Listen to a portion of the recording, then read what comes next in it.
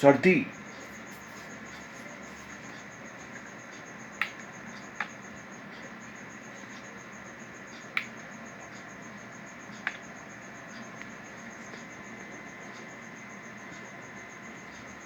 कोविड-19 या corona virus की बीमारी में सर्दी, खांसी, जुखाम सबसे ज़्यादा महत्वपूर्ण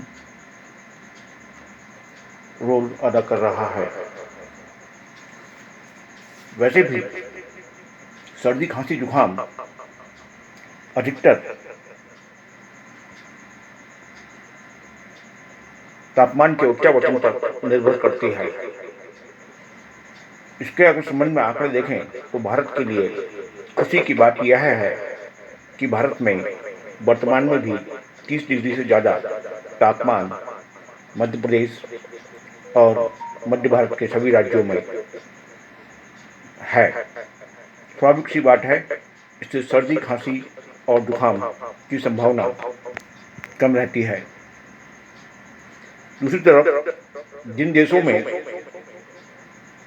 कोरोना वायरस फैला उसमें देखें तो चीन में 81,218 लोग 13 डिग्री टेम्परेचर पर प्रभावित हुए।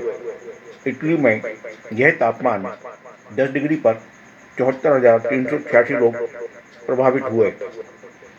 अमेरिका में 9 डिग्री तापमान पर 61,081 लोग प्रभावित हुए। स्पेन में 16 डिग्री पर 47,610 प्रभावित हुए। ईरान में 12 डिग्री पर 27,017 लोग प्रभावित हुए। जर्मनी में 60 डिग्री में 30,098 लोग प्रभावित हुए। भारत में 28 डिग्री पर लगभग 650 और 30 डिग्री पर मात्र 900 लोग 135 करोड़ की आबादी में प्रभावित हुए। भारत में अब तापमान बढ़ रहा है। स्वाभाविक सी बात है, यह बीमारी ज़्यादा नहीं फैल पाएगी। दूसरी तरफ सर्दी, खांसी, जुखाम जो सबसे ज़्यादा कम या तापमान के उत्तरावर्तन में फैलते हैं, वे अब ज़्यादा नहीं फैल पाएंगे क्योंकि अब तापमान स्थिर हो चुका है और वह 30 डिग्री से 35 की तरफ बढ़ रहा है। जैसे जैसे धूप बढ़ेगी वैसे वैसे यह बीमारी भी अपना रूप कम करती जाएगी। इसको समझें और ज़्यादा परेशान ना हो। इसके साथ ही सभी मेरे दर्शकों से निवेदन है कि वे घर में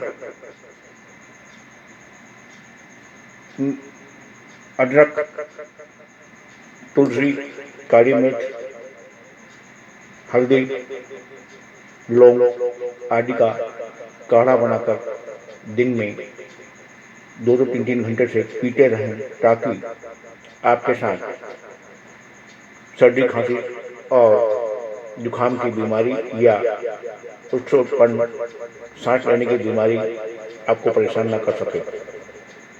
इसका सभी मेरे भारतवासी ख्याल रखें। धन्यवाद, शुभकामनाएं। सभी स्वस्थ हों, निरोगी हों। सर्वे भवन्तु सुखिनः, सर्वे भवन्तु निरामयाः। धन्यवाद।